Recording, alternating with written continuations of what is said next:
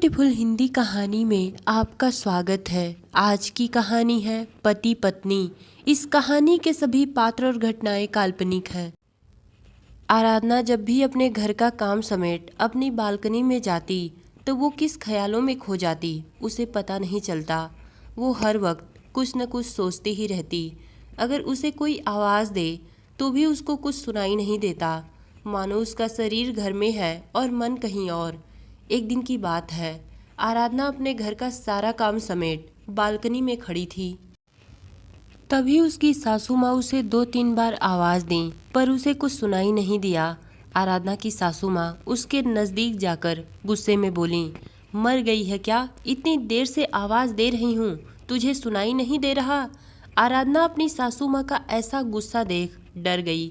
उसने कहा, जी माँ जी, क्या बात है? उसकी सासू माँ ने कहा, तेरा ध्यान कहाँ पर रहता है? जब से तू मेरे घर पर आई है तब से तू गुमसुम ही रहती है। आखिर दिन भर क्या सोचते रहती है? तेरा कोई बॉयफ्रेंड है क्या? आराधना अपनी सासू माँ के मुंह से बॉयफ्रेंड वाली बातें सुनकर डर गई। उसने कहा, नहीं माँ जी, आप ये सब क्यों बोल रही हैं? उसकी सासू माँ ने कहा, तो क्या करूँ? कोई नई नवेली दुल्हन ऐसे रहती है क्या? अभी तुझे ससुराल आए हुए 2 ही महीने हुए और तुझे देख मालूम पड़ता है कि 2-4 साल हो गए।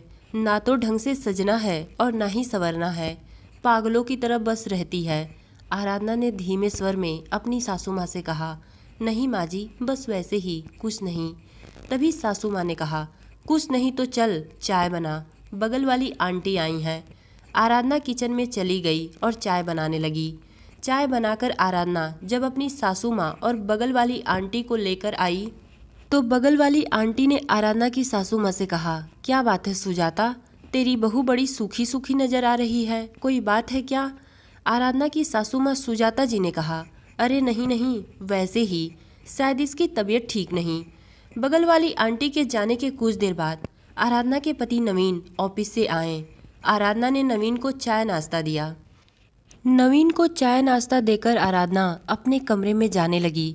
तभी उसकी सासू माँ ने उसे रोकते हुए कहा, रुक जा, कहाँ जा रही है? तेरी करतूतें नवीन को भी तो पता चले कि तू आजकल क्या गुल खिला रही है। नवीन ने कहा, माँ आप ये क्या बोल रही हैं? सुजाता जी ने कहा, हाँ बेटा, मैं सही बोल रही हूँ। लगता है तेरी बीबी का किसी गैर मर्द के साथ चक्कर है। अपनी माँ के मुंह से ये बात सुनकर नवीन ने आराधना से पूछा, आराधना, क्या जो माँ बोल रही हैं वो सच है? आराधना ने डरते डरते नवीन से कहा, नहीं नवीन, ऐसा कुछ नहीं है। अगर ऐसा कुछ रहता तो मैं आपको पहले ही बता देती। सुजाता जी ने कहा, अगर ऐसा कुछ नहीं है तो तू खोई खोई सी क्यों रहती है? आराधना अपनी सासू माँ की बातों को टालते हुए अपने कमरे में चली गई। आराधना अपने कमरे में तो चली आई थी, फिर भी उसके मन की हलचल खत्म नहीं हो रही थी। आखिर क्या था आराधना के दिलो दिमाग में जो उसने सबसे छुपा कर रखा था और अपने दिल को तकलीफ देकर वो घुट घुट कर जी रही थी? आखिर क्यों उसकी हंसती खेलती जिंदगी शादी के बाद सूनी सूनी नजर आ रही थी? लोग शादी के बाद एक नए जीवन की शुरुआत करते हैं, खुश रहते हैं, पर आराधना खुश नहीं थी। आराधना अपनी जिंदगी को बस किसी तरह जी रही थी। दुनिया, समाज और लोक लाज की वजह से वो अपने शादीशुदा जिंदगी को निभा रही थी, पर किसी को पता नहीं था कि आराधना के मन में आखिर क्या चल रहा है। एक दिन आराधना के मम्मी पापा आराधना से मिलने उसके ससुराल आए।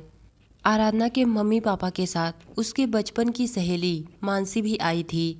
आराधना अपने मम्मी पापा और अपनी सहेली मानसी को देखकर बहुत खुश हुई और उन लोगों का बहुत अच्छे तरीके से खातिरदारी की। आराधना के मम्मी पापा अपनी बेटी आराधना को देखकर बहुत खुश हुए कि चलो, मेरी बेटी अपने ससुराल में बहुत खुश है। पर माजरा तो कुछ और ही था। आराधना ने अपने माँ बाप को ये महसूस नहीं होने दिया कि वो मन ही मन कितनी दुखी है। आराधना के माता पिता जब अपने घर जाने लगे तो आराधना ने अपनी बचपन की सहेली मानसी को कुछ दिनों के लिए अपने पास रोक लिया। उसने कहा, मानसी, अगर तू कुछ दिनों के लिए मेरे पास रुकेगी तो मुझे बहुत अच्छा लगेगा, क्योंकि तू मेरी बचपन की दोस्त है। मानसी ने कहा, ठीक है, अगर तू इतना कह रही है तो मैं रुक जाती हूँ, पर 2 ही दिनों के लिए रुकूंगी, क्योंकि अगले हफ्ते मेरी सगाई है, मुझे जाना पड़ेगा, क्योंकि सगाई की तैयारी भी करनी है। आराधना ने कहा, कोई बात नहीं, तू 2 दिन रुक जाएगी, वही मेरे लिए ज़्यादा होगा। मानसी आराधना के साथ उसके घर रुक गई। आराधना और मानसी उस रात किचन में खाना बनाते बनाते ढेर सारी बातें किए। मानसी ने आराधना को छेड़ते हुए कहा, क्या बात है यार, तू बड़ी खोई खोई सी लग रही है। मैंने अंकल आंटी के सामने तो कुछ पूछा नहीं, तू कितना भी छुपाने की कोशिश कर ले, मैं तेरी बचपन की सहेली हूँ, तेरे हाव भाव बहुत अच्छी तरीके से पहचान सकती हूँ।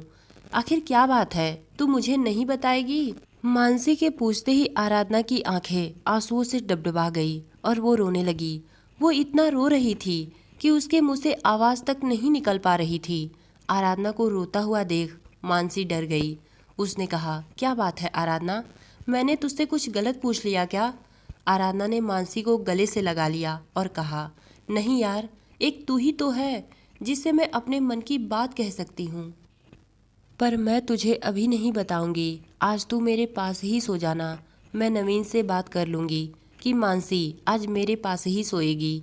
आराधना और मानसी दोनों रात का खाना खा सोने चले गए।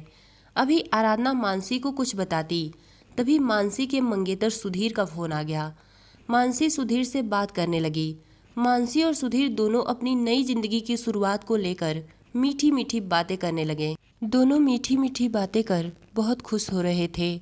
सुधीर से बात कर मानसी को देखकर ऐसा लग रहा था कि मानसी को सुधीर से बात कर दुनिया की सबसे ज़्यादा खुशी मिल रही हो। मानसी को बात करता हुआ देख आराधना अपने अतीत में खो गई और सोचने लगी कि जब मेरी भी शादी नवीन से तय हुई थी तो मैं भी नवीन से बात कर ऐसे ही खुश हो रही थी। नवीन भी मुझसे ऐसे ही मीठी मीठी बातें कर अपने प्यार के जाल में फंसा लिए थे। उस वक्त नवीन से बात कर मुझे ऐसा महसूस होता कि मुझे जन्नत मिल गई, पर शादी होने के बाद सब कुछ खत्म हो गया।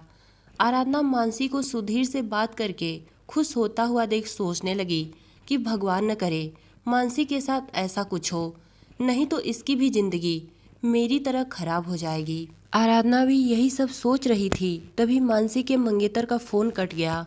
सुधीर से बात करने के बाद मानसी को देख ऐसा प्रतीत हो रहा था कि मानसी के चेहरे पर एक अलग सी चमक आ गई।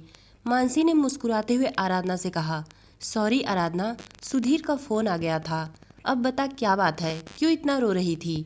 मानसी के इतना पूछते ही आराधना फिर एक बार मानसी को पकड़कर फूट फूट कर रोने लगी। रोते हुए उसने मानसी से कहा, मानसी, नवीन से शादी करने का फैसला मेरा ही था, क्योंकि मुझे बचपन से सुंदर लड़के ही पसंद आते और नवीन दिखने में तो बहुत सुंदर हैं, पर उनमें एक कमी है, वो मुझसे प्यार नहीं करते, वो किसी और से प्यार करते हैं। मानसी ने कहा, क्या तू ये क्या बोल रही है? तेरी और नवीन की तो लव मैरिज थी, तो ऐसा कैसे हो सकता है कि नवीन जीजू किसी और से प्यार करे? शादी होने के पहले तो नवीन जीजू तुझसे हर हफ्ते मिलने आते थे, ये बात तो मैं मान ही नहीं सकती। आराधना ने कहा, ये सच है कि नवीन शादी से पहले मुझसे प्यार करते थे और अभी भी वो मुझसे प्यार करते हैं, मुझे किसी भी चीज़ की तकलीफ नहीं होने देते। पर जो सच आज मैं तुझे बताने जा रही हूँ, ये सुनने के बाद तेरे पैरों तले से ज़मीन खिसक जाएगी। तेरे नवीन जीजू लड़की से नहीं बल्कि एक लड़के से प्यार करते हैं। आराधना के मुंह से ये बात सुनते ही मानसी हक्का बक्का सी रह गई। उसने कहा, आराधना, तू ये क्या बोल रही है? आराधना ने कहा, हाँ मानसी, यही सच है। मानसी ने आराधना से पूछा, पर ये सब तुझे कैसे पता चला? एक सुबह नवीन बाथरूम में नहा रहे थे, तभी उनके मोबाइल पर एक आदमी का फ़ोन आया। वो फ़ोन मैंने उठा लिया। वो आदमी बहुत ही हड़बड़ी में था। उसे लगा कि नवीन ही फ़ोन पर हैं और उसने अपने मन की सारी बातें कह डाली। ये सब जानने के बाद मैंने तुरंत फ़ोन काट दिया। फिर उसने दोबारा फ़ोन किया, तब तक नवीन नहाकर आ चुके थे और उसके बाद उन दोनों में क्या बात हुई मुझे नहीं पता, पर मुझे उसी दिन से एहसास हो गया कि मेरे साथ धोखा हुआ है। नवीन इसीलिए मुझे ज़्यादा टाइम भी नहीं देते। आराधना की ये बातें सुनकर मानसी गुस्से में आग बबूला हो गई। उसने आराधना से कहा, इतना सब कुछ हो गया तो भी तू बर्दाश्त कर रही है, इस बारे में तूने किसी से बताया क्यों नहीं? आराधना ने कहा, किसे बताऊं, कौन मेरी बातों पर विश्वास करेगा, और नहीं तो उल्टा मेरी ही बदनामी होगी कि इसका पति तो एक लड़के से प्यार करता है। मानसी ने कहा, हाँ फिर भी तुझे नवीन से इस बारे में ज़रूर बात करनी चाहिए थी, कि वो तुझसे शादी कर तेरी ज़िंदगी क्यों ख़राब किए। आराधना ने कहा, हाँ मैं नवीन से बात करने के लिए सोच रही हूँ, पर थोड़ी नर्वस हूँ कि सही टाइम आए तो बात करूँ। मानसी ने गुस्से में कहा, कोई सही टाइम नहीं होता, मैं चुप रहने वालों में से नहीं हूँ। तू अभी और इसी वक्त नवीन जीजू को बुला, उनसे मैं बात करूँगी। आराधना ने कहा, नहीं मानसी, पति पत्नी के बीच में मत पड़, फालतू में बात का बतंगड़ बनेगा। मानसी बहुत ही स्वाभिमानी और अपने बात की पक्की लड़की थी। उसने कहा, कौन सा पति, काहे का पति, मैं नहीं मानती ऐसे पति को।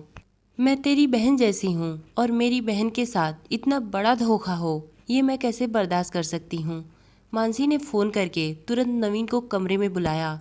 कुछ देर बाद नवीन आया। मानसी ने नवीन से कहा, जीजू मैं आपसे कुछ पूछना चाहती हूँ, अगर मैं कुछ गलत बोलूँगी तो मुझे माफ़ कर दीजिएगा। आप मुझे पहले ये बताइए कि आप आराधना से प्यार करते हैं कि किसी और से। नवीन ने कहा, ये कैसा सवाल है, आराधना मेरी धर्म पत्नी है तो मैं उसी से प्यार करूँगा ना। मानसी ने कहा, 7 फेरे लेने से और मांग में सिंदूर भरने से कोई पति पत्नी नहीं हो जाता। लोग सोचते हैं कि एक औरत और एक आदमी की शादी हो गई तो दोनों पति पत्नी हो गए और दोनों एक दूसरे के साथ बहुत खुश हैं। पर जरूरी नहीं कि हर रिश्ते में वो बात हो। अब आप ही को देख लो, आराधना को आपसे क्या चाहिए, प्यार चाहिए, मान सम्मान चाहिए, दुनिया की नज़रों में भी और एकांत में भी। पर जीजू आप में वो बात नहीं। शायद ये बात आपको बुरा लगे, पर ना चाहते हुए भी आराधना ने आपके बारे में मुझे सब कुछ बता दिया है। आखिर वो कब तक यूँ घुट घुट कर जिंदगी जिएगी, वो भी तो एक इंसान है ना। सब कुछ जानते हुए भी आपने मेरे सवालों का गलत जवाब दिया कि आप आराधना से प्यार करते हैं। आखिर क्यों जीजू, जब आपकी चाहत किसी और में है तो आराधना से शादी कर उसकी ज़िंदगी क्यों खराब किए। नवीन ने कहा, मानसी तुम सच बोल रही हो, पर मेरी भी एक मजबूरी है। मैं घर का इकलौता बेटा हूँ, अगर मैं किसी लड़की से शादी नहीं करूँगा तो मेरे परिवार वालों की बदनामी होगी। मानसी ने कहा, तो आपकी बदनामी की वजह से सज़ा किसी और को मिले, गलती आप करें और सज़ा कोई और भुगते, ये कैसी आपकी सोच है। नवीन जी आप अभी और इसी वक्त एक फ़ैसला लीजिए।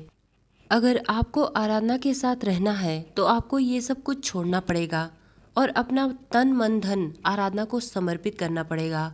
अगर आपको ये सब मंजूर है तभी आराधना आपके घर रहेगी, वरना नहीं। नवीन ने आराधना की तरफ देखा तो आराधना के आंखों में ढेर सारे आंसू और उम्मीद की एक किरण थी कि शायद नवीन दिल से मुझे अपनी पत्नी मान ले और वो सारा मान सम्मान दे जो एक पत्नी को मिलना चाहिए, क्योंकि आराधना नवीन से बहुत प्यार करती थी। आराधना का रूहासू चेहरा देख नवीन आराधना को गले से लगा लिया और बोला, आराधना मुझे माफ़ कर दो, मैं तो भूल ही गया था कि तुम मेरी अर्धांगिनी हो। आज के बाद मैं तुमसे वादा करता हूँ कि तुम्हारे सिवा मैं किसी और की तरफ देखूंगा भी नहीं। तो दोस्तों ये कहानी आपको कैसी लगी कमेंट में बताइएगा। धन्यवाद।